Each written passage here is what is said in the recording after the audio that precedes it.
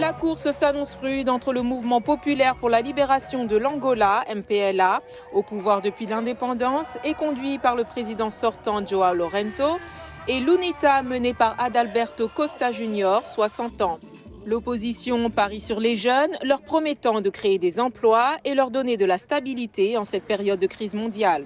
En tant que peuple le plus jeune, nous avons besoin de plus de changements, nous avons besoin de plus de présidents, nous avons besoin de plus d'Adalbertos comme président de l'Angola. Je crois qu'il va vraiment changer ce pays. Nous avons besoin du meilleur.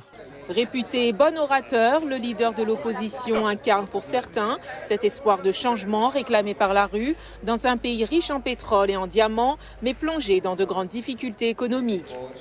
Il séduit aussi une jeunesse urbaine moins attachée au MPLA et qui hérite d'un pays miné par des décennies d'insécurité et de corruption sous la présidence de Roger Eduardo dos Santos de 1979 à 2017. Mon vote, c'est mon secret. Je risque d'avoir des problèmes avec certaines personnes s'ils me voient.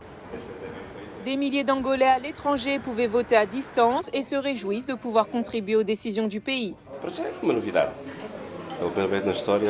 C'est nouveau pour la première fois de l'histoire. Un Angolais au Portugal, en Europe, qui s'est inscrit peut voter. Cela seul peut apporter beaucoup d'émotions. Et c'est la première fois de ma vie que je vais voter. Je n'ai pas pu voter aux élections précédentes.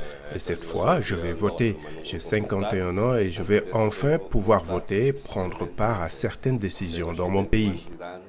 D'autres ont voté sans trop se faire d'illusions. Je ne crois pas au changement, mais s'il se produit, ce sera très bien, car ce sera la première fois depuis ma naissance que je verrai un autre parti au pouvoir. Le gouvernement angolais a adopté une loi l'année dernière pour centraliser le dépouillement final de tous les bureaux de vote nationaux et étrangers dans la capitale Luanda, un système qui a fait craindre la fraude électorale. Des groupes de la société civile ont plaidé pour que les votes soient comptés là où ils sont exprimés.